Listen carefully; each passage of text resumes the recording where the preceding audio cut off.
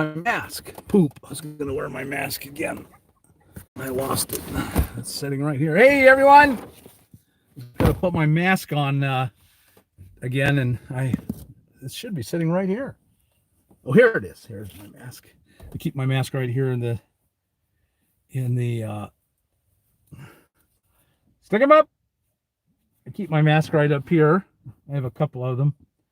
So whenever I have to run into a store, which I try to avoid, but sometimes I got to go in a store. So that's cute, but you're not going to hear me very well with a mask on. Hi, everyone. Hope you're out there. Hope you're having a good time.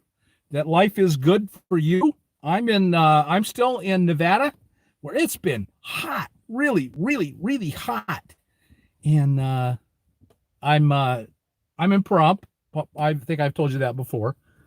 And Pahrump, Nevada, my home base. I'm a Pahrump, Nevada resident. Today we're going to talk about what are we talking about today? Boondocking, and one of the reasons I'm a Pahrump, Nevada resident is there's incredibly good boondocking here, just everywhere. Nevada is like 70-80% federal land, and a whole bunch of it is military, but the rest is BLM. And man, or national forest. There's actually a surprising amount of national forest in Nevada. You wouldn't think that, but and so man, there's just boondocking everywhere here. Oh, everyone's left. Everyone said it's too hot. I'm leaving, and so I've been shooting this live feed from here, this spot, for a month or two. I don't camp here at this spot, but it has really good internet, so I come here and shoot the live feed. Then I go somewhere else, so I stay legal all the time. But and it's been packed, and there's not a person here now because it got so hot. I have local friends. My mail forwarder is here, so I go see her pretty often while I'm in town, and mail messages and more. If any of you are looking for a mail messenger, a mail forwarding outfit, I just extremely highly recommend them. Mail messages and more. They're great people. They take good care of their customers. Are they perfect? No. Are there any perfect human beings? I haven't met them if there are. So they're not perfect. I'm not telling you anyone's perfect. I'm telling you they do a great job, and I would trust them. I would just trust them to do the very best job they can possibly do. Okay. So hi, everyone. Let's see. What does that say? All one same. All one same. Thank you, Bob, Casey, Sue-Ann, and the team for all you do. Phyllis May says, hey, at Val. Adam, mail messages and more in Pahrump. Schooly Mom, hi, Bob. Hi, Schooly Mom. Phyllis May, Nancy McIntyre, hello. Connie Brown, hi, all. I'm not going to read through all of them. That's just get really boring really fast. So I'm in the van. It's really hot. It's into the high 90s. And I've been coming to Pahrump for so long that this seems kind of normal to me. But all the locals say that this is like 20 degrees above the normal, and that's just not the way I remember it. I think I remember being here in the 80s and low 90s always at this time of the year, but I guess I remember wrong. Anyway, I'm leaving tomorrow. I'm leaving Pahrump tomorrow. I'm going to head up to high country. I'm going to somewhere where I'll be in the national forest. I'll be at about 7,000 feet. The days will be in the 70s and the nights will be in the 30s. And that's how I like it. 70s and 30s. There you go. And probably even some 60s in the days and 30s at night. I didn't see any 20s in the next 10 days. That's good. 20s is cold. In fact, where I'm going is known for May snow. Last time I camped there in May. Last two times I've camped there in May, I got snowed on both times. My first time, I left Pahrump. This was a long time ago when I was on my way to work. I used to work in the Sierras in California, so I leave Pahrump, spend my winter here, go to the Sierras and be a campground host. This was a long time ago. And so I'd leave Pahrump, and it was be in the mid 90s, and I'd get up there my camp was at 7,000 feet in the Sierras, and that's where I'm going, to the Sierras.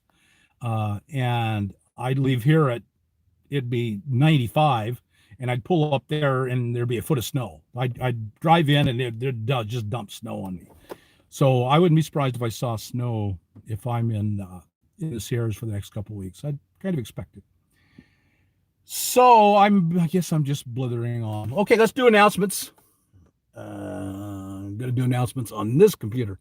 It's kind of the same old announcements because of the quarantine and isolate in place. We kind of unfortunately had to close down most of our activities because they require groups of people, and groups of people are illegal. States are opening up. Maybe that means we will start to do some more things, but not as of right now. So we have the emergency fund is still going. We have compassion, what we call, of course, if you have you lose a tire, you have engine problems, you break job, whatever. If you have those kinds of needs, it's still there. The emergency fund is healthy and doing well, so you can apply for that at E as in electricity, E as in emergency fund, eFund at homesonwheelsalliance.org. And someone will answer you, and you can talk to them on the phone, and we'll help you out.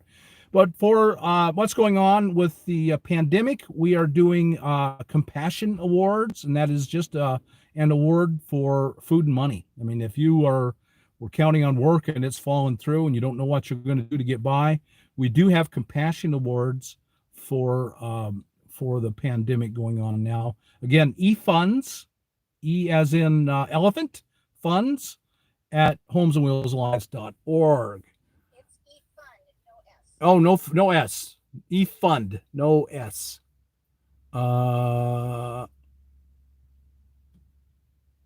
Okay. Now, and if you want to help us to keep that going, if you have a little extra money, or if we helped you out along the way, and now you've gotten, you build up a little extra money, and you want to pass it along to the next guy. That's how this works. That's how the way this thing, human life should work. Right now, I have a little extra money. I put it in. You're a little broke now. You take it out. A few months, years down the road, you have some extra money. You put it in. Someone else is at the low pot, a low spot in their life. We all have this in our lives, and right now, nearly all of us are in kind of a low spot. So there's a real need. So you can donate to the eFund by going to HOWA, HOWA.rallyup.com. So go there and donate. You can also go to the website, homesonwheelsalliance.org, and there are donate buttons there, and there are numerous ways to donate. Just go there and donate, and we support each other that way. You got a little extra, help someone out. When you're hurting, we'll help you out. That's the way this human life should work. Okay, we had to close the caravans. It's illegal to have groups of 10 and more. And even those groups of 10 are supposed to be blood relatives, and of course, we're not. So we closed the caravans. We have started the virtual caravans. They're going really well. We're using Zoom. We've had no problem.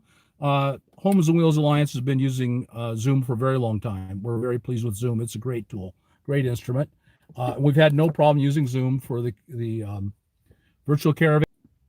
Okay, I'm back. Hopefully you're all seeing me. So we've been using Zoom. Don't be afraid that it's hard. We'll walk you through it. If you have limited data, you can just use voice. Data, what eats up the data is the video, and so or if you don't want to be seen, you can just use your voice. You can call in on a phone, or you can call in on your computer or your phone, cell phone, or voice on your phone, cell phone, or however you want to do it. It's easy, and we'll help you. So it's going great. We're getting, people are getting to know each other. They're not alone wherever they are. They have others to talk to. So check out the virtual caravans, campfires on Tuesday, Thursday, Saturday evenings at 5 o'clock Pacific. Correct. 5 o'clock Pacific. You adjust to your time zone. All over the country. We've had people from everywhere. And we have usually have at least a couple of people in homes. Either they're just taking trips, or they're just right now they're staying in a stick and bricks because that's the most practical and safe thing to do. So you can be in any kind of rig, doesn't matter. You can be in a house, doesn't matter. You're all welcome. It's been going really, really well. We're starting a new thing. We're starting classes. How is going to start offering classes? And I think we were not going to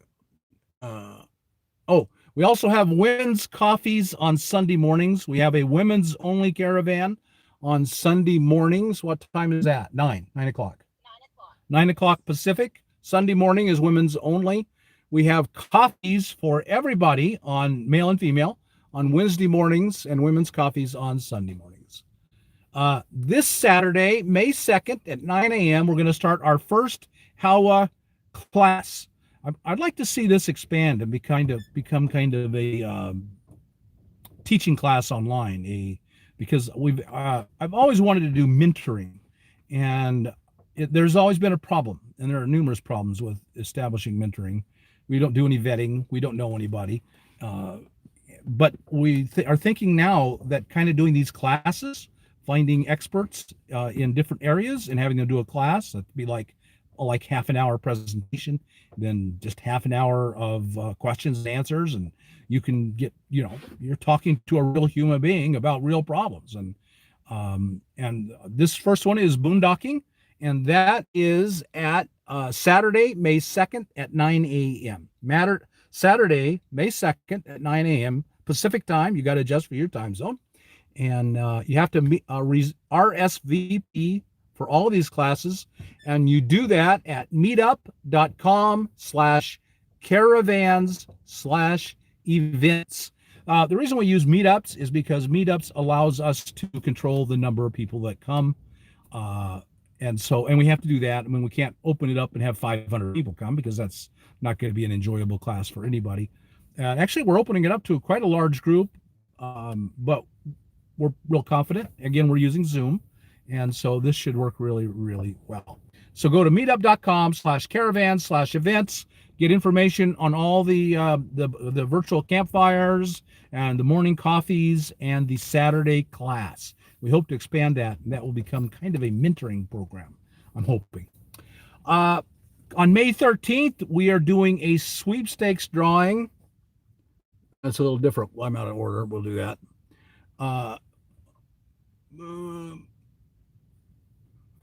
We have a sweepstakes drawing coming up on May 13th, and you can win. There's no purchase necessary. That's what defines it as a sweepstakes, is you do not have to buy a ticket. You can get a free ticket, and if you go to hawa.rallyup.com, you'll find all the rules and how you can go about getting a free ticket. And of course, the more tickets, you can only get one free ticket, however many bundled as one. But if you want to buy a whole bunch, the more you buy, the more your chances of winning increase, of course. That's up to you. You can win without any purchase. That's the law on sweepstakes. But go to hawa.rallyup.com. We're going to donate via a sweepstakes to a WeRoll trailer, a cargo trailer built by WeRoll, and I've got a video up on it. You can go look at WeRoll trailer, and you can see it's the one you're going to get. You have to go to Florida to pick that up. The drawing will be, and the electric bikes will be in Pahrump, Nevada, and you have to pick it all up by May 31st, and but the WeRoll is at the factory, the WeRoll factory outside in Ocala, Florida. You got to go to Ocala, Florida to get it. The e-bikes are here in Pahrump, Nevada. You'll come here and pick them up, and we'll hand them to you. The WeRoll trailer, I believe it's 6x10. It's I think 6 foot tall, and you get all the details. This is just, I'm telling you this off the top of my head. It's insulated. It's got a vent. It's got windows. Really nice cargo trailer for a first home. It's a fantastic first home. And so you go to hawa.rallyup.com, and you can buy, you can either enter for free, no purchase necessary, or you can buy a bunch of tickets and win. Win. And it's all a donation to Hawa. If you don't win, it's still a donation to Hawa, and that's a good thing. Somebody else will be very glad you did. We're also giving away the two e-bikes, electric bikes, folding electric bikes. I've done a review on them, and you can go and buy tickets for those as well at hawa.rallyup.com. At the same time, we're going to be awarding two slightly used. These are being awarded. You don't have to buy tickets. Slightly used e-bikes. The e-bike company, electricbikes.com, LECTRICE bikes.com. donated a bunch of bikes. That's what the drawing for the sweepstakes is. Also at the RTR, they gave us some, and people rode them around, so they're very, very slightly used. They never left the fairground and just in a small designated area. They have a few miles on them each because you couldn't drive more than very far, 100 yards maybe. And so we have two of those that are we're giving those away. And so you can go and apply for those. We also have two solar system kits left over from Santan Solar and Renogy Solar. They're both 245 watt complete kits. These come with the batteries and everything. You'll walk away from this with everything you need for a complete system, as far as we know. And you can apply for that, and that's just a donation. We're just giving that to you. You don't have to, no tickets, no nothing. And you go to homesonwheelsalliance.org/12V. That's where the application is. You got to apply, and then we'll award to whoever's most needy, basically, most in need of that. So it's two solar power kits and also two 12-volt batteries. So we have a whole bunch of batteries. Somehow we've had people donate a lot of batteries. My goodness, it's 20 after. Okay, I think I've done it all. If I've done it all, emergency fund, I think I'm done. I'm done whether I'm done or not. Okay, now we're going to go on to questions. Card number 1, we're talking about boondocking. Right now, that's a pretty big deal because of the quarantine, shelter-in-place orders. And a lot of you have very misinformed ideas about boondocking right now. You think that, oh man, there's just public land closed everywhere. You can't go anywhere and find any place. You can't drive. There are helicopters that if you hit the freeway and you're driving somewhere, an helicopter will swoop down and pick you up and pick your whole van up and drop you in the ocean or something. And there's no public land anywhere open anywhere. It's just awful. It's just awful. It's horrible. It's horrible. We're just all have to move out of our vans. None of that's true. That's all just fiction. Mostly I just made up because sometimes I like to make things up. None of it's true. Things haven't changed hardly at all. Nothing has hardly changed at all. Let me say that again. There's been virtually no changes in us living the van life. Campgrounds have closed. Virtually all public federal campgrounds are closed. Most states, although some of the states are opening up now, and so maybe your state is that you're interested in being in is opening back up. You'll have to look into that, case by case, state by state issue. But even some of those are opening back up. A lot of RV parks are still open. Virtually all boondocking never closed. Let me say that again. It's really confusing for a lot of people.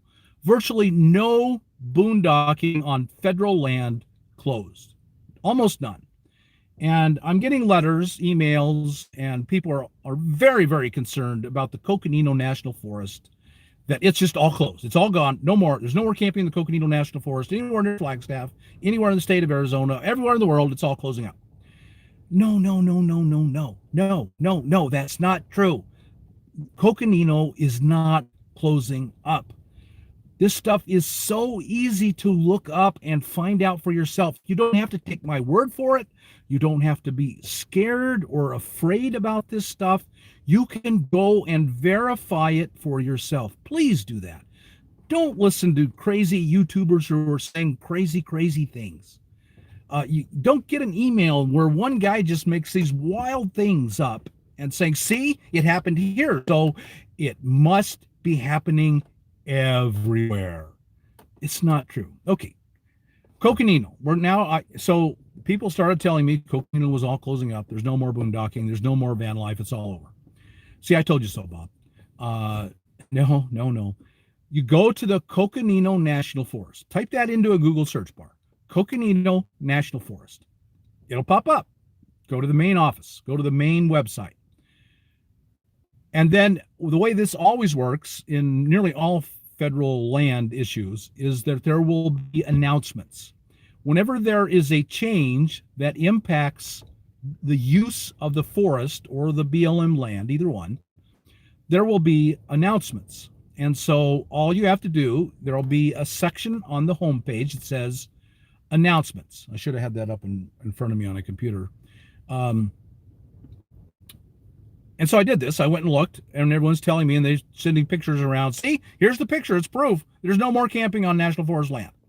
And it's true. There is one place in the only one place that I know of that's actually closed now is this one on national forest. All the closures of camping. Now there's a big closure now because of fire. They do this every spring. Every spring in nearly all national forests closes fire because you don't want to burn down the forest, and it's dry. And we've had a lot of the West has had a very dry winter, and fire. This could be a horrible, horrible fire season, folks. Get ready. We don't know yet. It could still snow. It could still rain. But boy, we might be in for quite a fire season. At any rate, so yeah, standard every spring, big fire restrictions. They're all over the Coconino. They're all over probably most national forests. Maybe if they had a really good snowfall this year, they won't have. Who knows? You'll have to find out in every individual case. Just find out the name of the forest you're interested in. Go to Google, type in Humboldt National Forest, whatever it is you're interested in. What is the one up there? Tahoe? I think it's Tahoe National Forest. They're all over the place. Just find a map, find the name of the national forest, look it up. It'll give you all of the restrictions. So I went and looked at all of the closures in camping closures, because you expect the fire season closures. They always happen. I went and looked at all the camping closures in 2020. I think, there have been a lot in 19, but that was so long ago, who cares? These are all the current ones. There's one big one, and it's the one everyone's sending the gloom and doom about, and it's A1 Mountain Road. If you're familiar with the Coconino around Flagstaff, A1 Mountain Road is literally within 3 miles of downtown Flagstaff. It's probably the best camping spot in America. I mean, it's beautiful. The big mountains are in the background. It's nice camping. It's just wonderful. I've been camping there a long, long time. And that's the problem. We all go camp there. And I have been saying this for years. They're going to close A1 Mountain Road. There's just no question about it. They're going to close. I've been saying this for years. There's a ton of camping back there, but we don't go and use the camping that's buried deep in the forest. We all stop in the first 2 miles of A1 Mountain Road. And the first 2 miles of A1 Mountain Road look like a subdivision because they are packed full, every square inch of it, with someone camping. And the biggest problem with that is, first, the fire danger is a big one. But when you pull off the freeway onto A1 Mountain Road, there's a big subdivision full of expensive homes. And all those people don't like us. And they paid a lot of money. And here we are going up there and camping for free. And they don't like that. And so since I've been going there, I've had numerous calls on me. Here's a guy up there camping. Go up there and make him stop. So the rangers have knocked on my door and said, how long have you been here? I said, got here 2 days ago. And well, according to the houses, you've been here for years. No, I got here 2 days ago. And they just make things up, and they call the Forest Service. And I literally had just been there 2 days, and right away somebody calls. And so I've been saying for years, they're going to close A1 Mountain Road because of the way we've done it. So what I always just I just went back further. You go back 2, 3, 4, 5 miles, and there's just tons and tons, and it's just as beautiful. But you have to drive 5 miles. You have to drive 2 or 3 or 4 or 5 miles. And then you drive a little bit off the road on a kind of a bad road, medium road. It's not hard. Anybody can drive on it. It's not going to get you stuck. You just drive a little bit off that. You can't be seen from the main road. The people who live in the houses for you, they don't see you. They don't know you're there. And if we'd all done that, it'd still be open today. But we didn't do that. We all parked in the first mile or two right on the road. Everyone saw us. All those homeowners called and complained. And so inevitably, the Forest Service closed it down. They didn't just close it down. That order was issued on January 10th. It probably had been decided on the summer before. They decided to give it a year, not to go in and just drive everyone out. They decided to wait until January, to order it then, to put up the signs then. People would know it was happening. No one could complain. Well, you just did this all of a sudden. They did it last January. It has nothing to do with the outbreak. It has nothing to do with the quarantine. It has everything to do with us, with loving the land to death.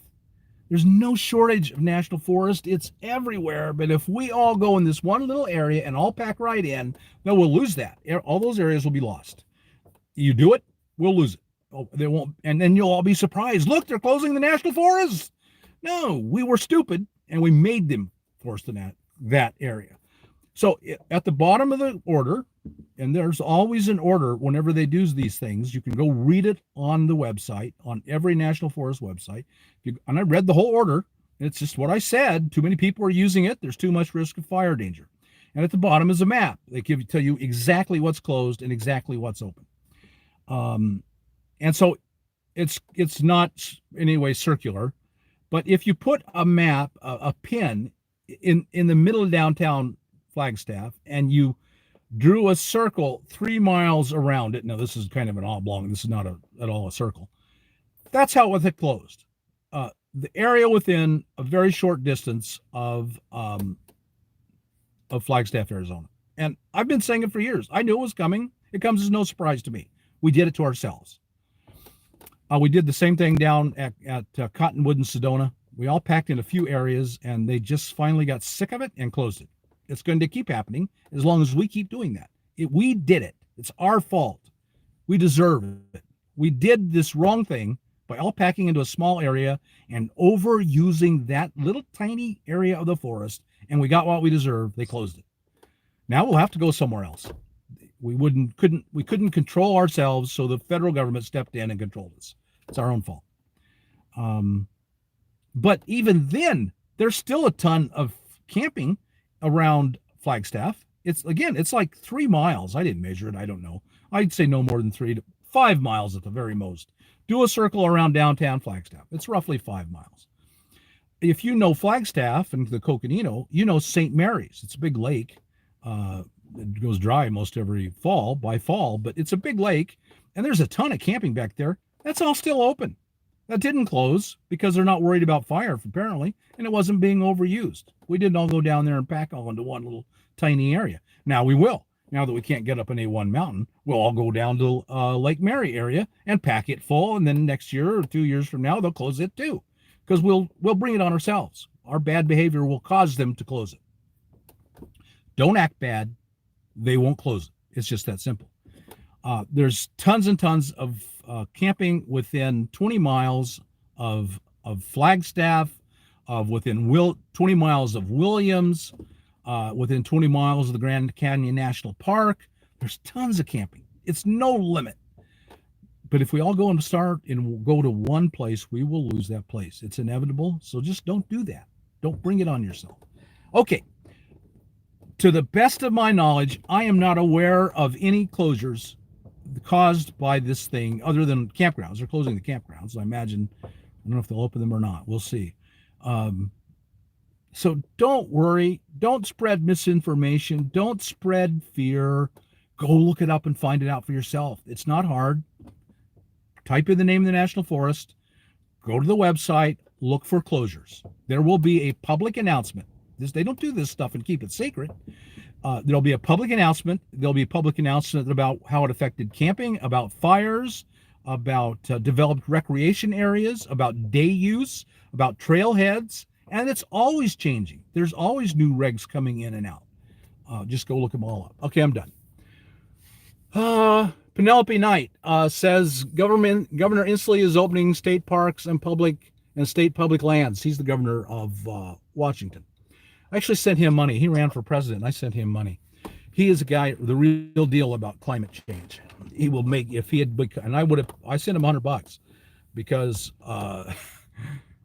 the future of the planet's on the line. I thought I could spend $100 for a guy I didn't think he'd win. I knew he wouldn't win. But you have a moral obligation. The only thing that's necessary for the triumph of evil is for good men to do nothing. So this guy was going to do everything in his power to fight climate change. So I sent him $100, knowing it was money down the toilet. I'm a one-person voter, one issue voter. Climate change is the only issue. Every other issue is nonsense. It's piddly.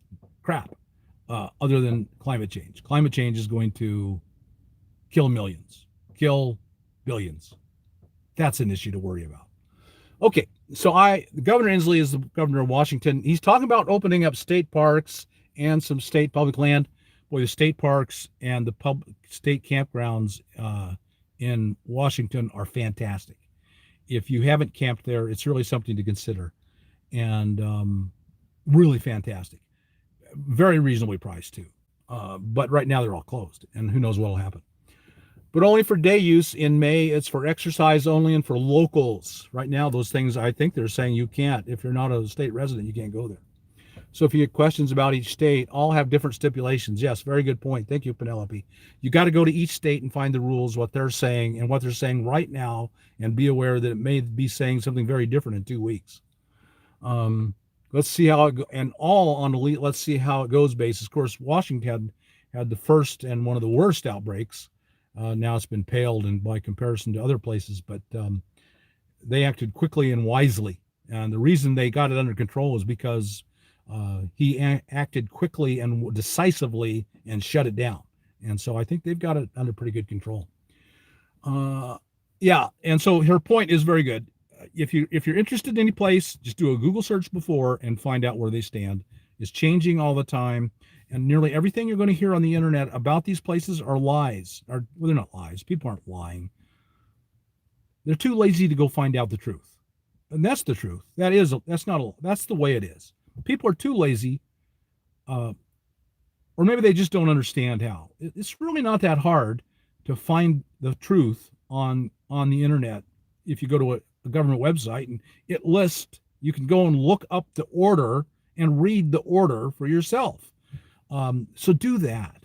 If he did a recent change, you can go to the state of Washington website. There'll be Department of Interior, maybe, I don't know. But you can figure it out. Who runs the state parks in Washington and find the latest rules. You can find out for every state. Don't go by people like me on YouTube. Go find out for yourself. We're often wrong. Most of what you hear just from being blown around YouTube is wrong. Frida, have you ever figured out why people park right next to you when there are huge areas to park in? I think if I was parked in the middle of the Sahara Desert, someone would pull up in their tent and camel and park within 10 feet from me. It is pretty baffling, isn't it, Frida? I don't understand it either. I understand it with RVers. RVers are very social. They're a different group of people than most of us living the van life. And most RVers want to camp together. And so they don't even think of it as in terms of it being an inconvenience to you. Well, this is what we do, isn't it? This is what we all do. And if you're in a van and they're in an RV, it's especially common. And also now with so many new people coming out, I think what happens a lot is they're afraid. And they don't want to be alone, and they're afraid, and they're just hoping to find a friend and be comforted by having someone around. And I understand that. I don't think I would ever do that. It just isn't in me to go up and camp right beside someone. But we need to try and understand different perspectives. We all have a different perspective on life, and their perspective isn't wrong. It's just very different than ours. And in those cases, if they camp too close, I curse them under my breath, pack up and drive away. If they want to, I'm not going to fight with them for that camp. I might curse them as I drive the way. I'm not denying it, but I'm not going to fight with them. If they want that camp, I'll just go find a better one somewhere else. So yeah, I try to take a compassionate viewpoint. This is probably a frightened person. They're just scared, or it's an ignorant person who doesn't, there are a whole lot of people in this world who aren't really capable of thinking about anyone but themselves. And that's just ignorance. And it's probably not their fault. Society raises us now to think that way, I think. So just got to be tolerant and compassionate. Wonderful. Please talk about importance of social distancing in regards to rigs. Yes, very, very much so. God, they go together really well too. These last two questions. I have a 30-foot R pod. Man, that's a big R pod. I didn't know they got that big. And sometimes Class A's are trying to squeeze in where there is no room. They come near my rig so closely. Yeah, especially the RVs. Again, it's a different mindset with the RVer community. I mean, if you have the mindset, I'm going to go in a campground, and you're parked feet away from each other. You know, when a lot of these older campgrounds, they built them before the slides. And so they're just barely big enough. You all pop out your slides on both sides, and you are inches away from each other. If you're able to tolerate being that close to each other, you have a completely different mindset than I am, because I'm not able to tolerate it. I want to get away, and that's not how I think. So it's you have to understand it's a different mentality. And RVers, as a rule, like being camped together. It's part of the social aspect of RVing. It's just a different point of view. It's not a wrong point of view. It's just different. It's not my point of view. So I pack up and leave. But yes, right now, if you're out on public land and someone comes in and parks too close, especially with the quarantine, with shelter in place, you really got to pack up and go. You can fight with them about it, but you're not going to win. You can't make them leave. You can't fighting with them. Just, you know, you're renting them space in your head with your emotions. If you're angry, the initial surge of anger is reasonable and normal. We all do it. But you got to try and overcome it with compassion. This person's afraid. This person's ignorant. Not their fault. I'll just leave. Yeah, especially with rigs should be at least 30 feet apart. Yeah, I absolutely agree. Philip in Van Gogh, good name. How do you find places to boondock that are not closed right now? There are very few that are closed. State campgrounds are closed. Federal campgrounds are closed. There's very little closed. I don't where do this idea come from that all the boondocking is closed? Has anyone been there and seen it? Again, there was this one spot over in Coconino, right outside of Flagstaff, A1 Mountain Road, and people were sitting around the pictures. And even that picture showed a very clearly defined area that is closed. It's the same picture that's on the map. I went and looked at it online. So here's this very small, and 90% of that area that's closed is private property because it's right in the middle of downtown Flagstaff. And so a very tiny amount of that whole section is actually national forest. It's mostly private. And that's why the issue is because this part of the national forest encroaches so close to downtown Flagstaff that it makes the citizens mad. And so they're afraid of fire, which is a very, very real danger. The boondocking isn't closed. Go anywhere. I haven't gone anywhere and personally, I haven't seen any restrictions on boondocking whatsoever with my own eyes, other than that one map that this one person is sending around and everyone's freaked out about. It's not true. I just find places like I've always found places because they're all still the same. And this Saturday at 9:00, we are on Howa. They're doing a class on how to find boondocking spots. I'm not going to repeat it here. It's going to be a great teacher, and it's going to be a great class. So if you want to know how to find good boondocking spots, this Saturday at 9:00, and go to what is it? Howa.meetups. No, meetup.com/caravans/events. You think I'm going to remember that? Meetups.com/caravans/events.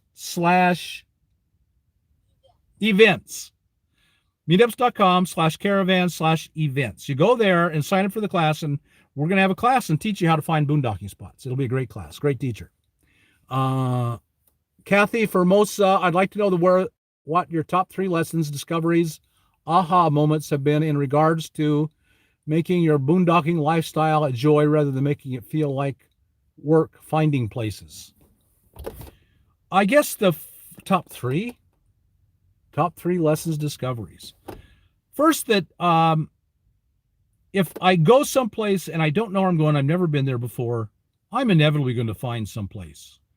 It may not be my first choice. It may not. I've done my research. I have a first choice. I have a plan B. Usually, if I don't have a plan B, I'll just find one.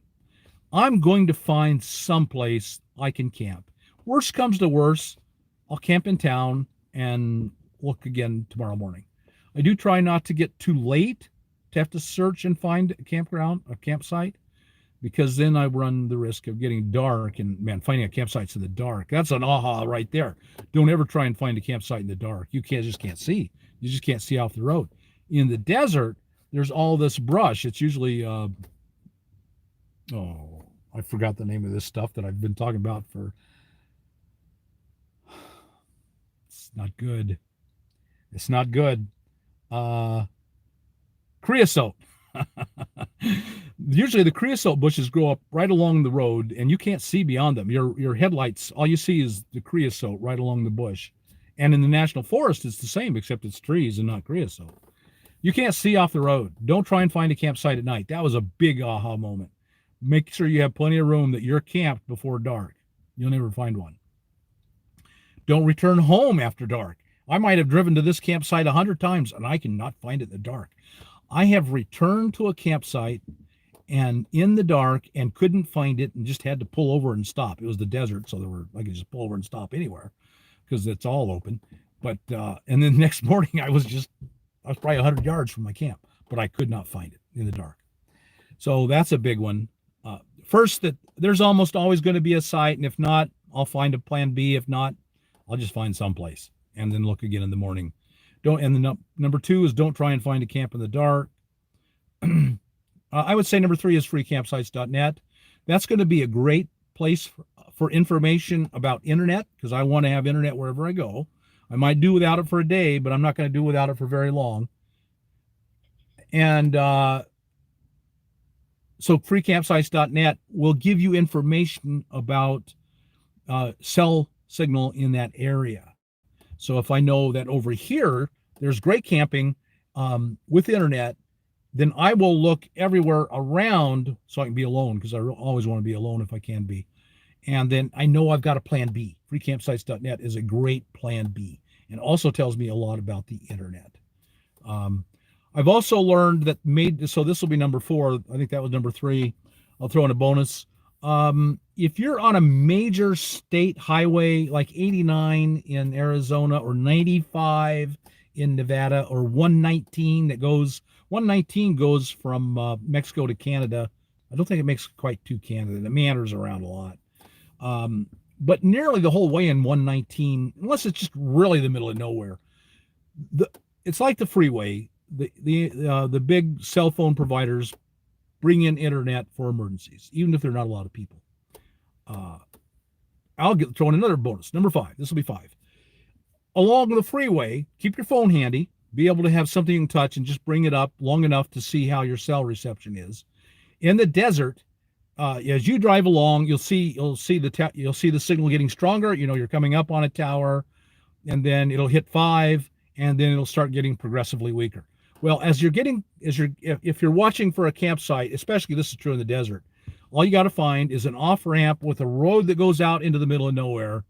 And usually with the desert, you can see it so far around you.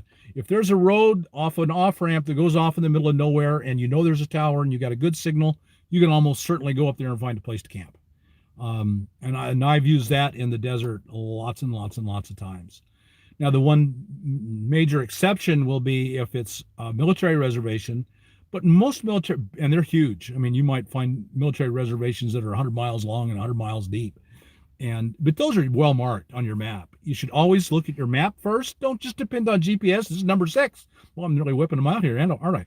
Don't just depend on your GPS. Have a map that you've looked at and you've eyeballed. Okay, here's a great big military reservation. I cannot camp there. I will be rousted. I might be arrested if I'm camped on a military reservation. Don't try it. And then look along the way, and maybe you'll find it goes up, and especially in the desert, it does this a lot. It'll go up into a national forest. They're called islands in the sky. That's what they're called in the desert. And they'll have these major uplifts, and man, it'll go up to 5, 6, 7,000 feet, and it'll be cool. And snow. Right now, I'm looking at snow on east and west of me. Sometimes those technically are called islands in the sky. And so maybe if it's going up, I can camp up there. And so I'll start focusing in on that national forest where it'll be cooler. Well, it may not. Maybe it's January, and I know it'll be too cold, and I'm going to avoid that. But if it's spring or fall, like it is right now and getting hot, I'm looking for one of those places. So there's a whole bunch of tips I threw in for you. They were all free. You don't even have to send me any money. Okay, I think I'm done. Card number 2. Andy Machavosky. Hope I didn't slaughter that too bad, Andy. Sorry. Looks like a lot of land being denied access around Flagstaff. No, it's very, very little land. It's just not true. I looked it up. There's the order is on Coconino National Forest. I looked at the map. It's not a lot. It's very little. It's very, very, very little. And this guy takes a little picture of the map and sends it out, and now everyone is saying Coconino's all closed. There's no camping. It's just not true, folks. It's just not true. Don't take my word for it. Maybe I'm lying to you. Maybe I'm just so deceived I'm lying to you. You can go find out for yourself and prove me right or wrong. It's real easy. It won't take you 10 minutes. Coconino National Forest, go to the website in a Google search bar, Coconino National Forest, go to the website. There's a bar over there with announcements. They always have press announcements. They don't just close things and keep it a big secret. They want the public to know. Go look at them. One of them will list all the camping closures. One will list all the fire closures. One will list all of the developed campsites closures. Go look at the camping, and it's right there. It's right there. Click on it. The actual announcement will be right there, and at the very bottom is a map with all the closed areas, and it's a tiny, tiny amount. And right next to it is tons of open land. Okay, Andy says, looks like a lot of land being denied across access around Flagstaff. Not true. Search does not reveal why. Oh, I know exactly why. Because we ruined it for ourselves. Have you heard anything about this? Sure, I went and looked it up on the website. Like A1. Yeah, A1's gone. The stupid thing is it's that first 2 miles, and then it's all great camping, and we've lost it all because we all packed into that first 2 miles and made it miserable for everyone. The Observatory Road and Walnut Creek are all closed. Yeah, well, Walnut Creek's been packed super busy. I'm amazed they waited this long to close that. There's tons and tons and tons of camping. Go somewhere else. Sarah Miles, can you please talk about how to avoid getting stuck in a remote place and how best to get out of it? That's a tough one, especially in the spring and fall. In the spring, in the fall, you get in the fall. In the spring, you've got snow melt off. In fact, where I'm leaving Pahrump. I'm going to a national forest, and a friend had just gone over there. And first thing I did when my friend got there was ask them how soft were the roads. She said they weren't very soft. I think I'll be okay.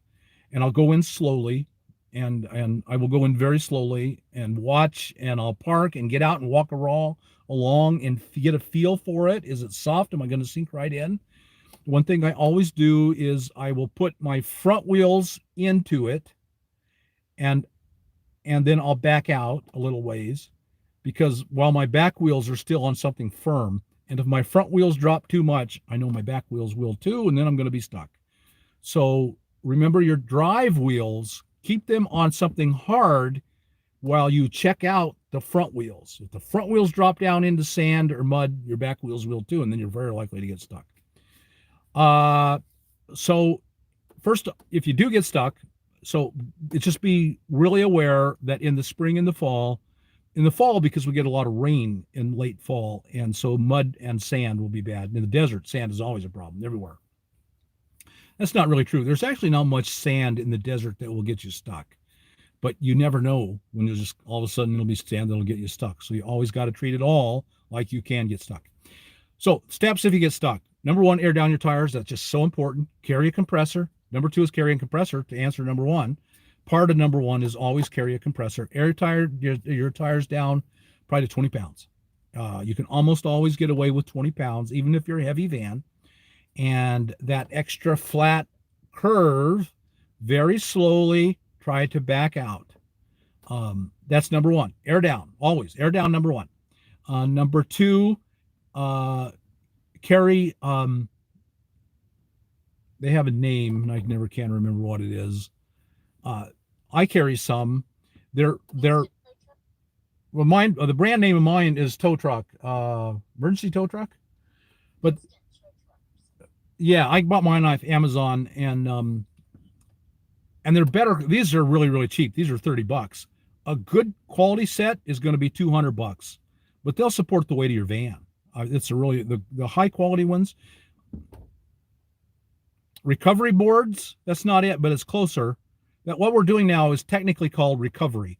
In the four-wheel drive world, people who go out, plan to get stuck, they have recovery gear. So if you do go to YouTube and type in recovery gear, you're probably going to see all this stuff. Number one is airing down the tires and having a compressor that you carry, and I've always carried one. Uh, I should do a video. I think I've done videos on getting stuck. I should do it again. I have. I've got 2 or 3 videos about getting stuck. First is air down, have a compressor to air back up. You don't want to drive it at any real speed at 20 pounds in your van, because that's going to be major problems if you do. You got to air them up. Drive 20 miles an hour, no more. Once you hit pavement again, you got low tires. If you're not carrying a compressor, you got to go right to somewhere and find an air compressor and fill them back up. That's why you carry the compressor, so you can fill them right back up whenever you hit pavement again. Don't drive over 20 miles an hour with 20 pounds in your air. You'll ruin your tires. You might ruin your wheels. Don't do that. So go recovery gear. Go to Amazon, search on recovery gear. There's a name that the 4x folks call this stuff, but they're long boards. They're usually orange or green, bright yellow, green, and they're thick, and they have nubs so that they won't throw it. Mine have, huh? Traction mats. Go to Amazon or YouTube and look up traction mats, and you'll see a lot of different videos and reviews on them. They're really a good thing. I bought the cheapest thing I could find, and what's happened is I've spun on them and it's ripped off the nubs. Now they're just smooth, and they just throw them out. If it's smooth, as soon as the tire spins, it just throws them out, and you're wasting your time. So I need to throw these away and buy I'll spend a couple $100. I'll do a video on it. Means I got to get stuck, and I don't want to go get stuck. So that's number 3 is the traction mats, and the traction mats really work. Chains will accomplish the same thing. If you're willing to drive around with a set of chains, if you're stuck, you can't drive up on the chains, can you? Because you can't drive.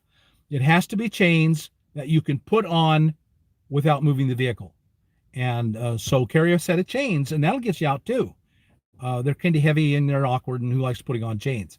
But boy, that's a great thing. So that's number 3. Traction mats, air down, compressor, traction mats, chains, strap.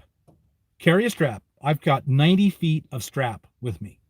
Wherever I am, 90 feet, I'm carrying 90 feet of 3 or 4 inch heated. And I guess I should have known that. It's like 95 degrees here. I'm assuming I'm live. It says I am. And so I'm not going to, I'm sure if I do this for very long, it's just going to, you can't hear me. It's so hot here, I opened the door to get the wind blow through. So my phone overheated, and if I go back to the live stream, it'll just overheat again. I couldn't even open the app. It's every time I tried to click on an app, it just said, can't open apps, too hot. So in the future, I'll have to set up a fan, although fan creates noise. I'm not in direct sunlight, but it still got too hot.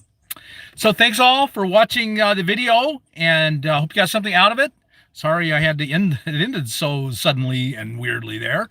I'll talk to you on the next video. Like us on YouTube, subscribe to the channel, hit the thumbs up button, hit that thumbs up button. Oh, we gotta do bubbles. I had bubbles. Yeah, I can't make bubbles. Come on, it might be overheating, getting ready to go. All right, so I will see you all later.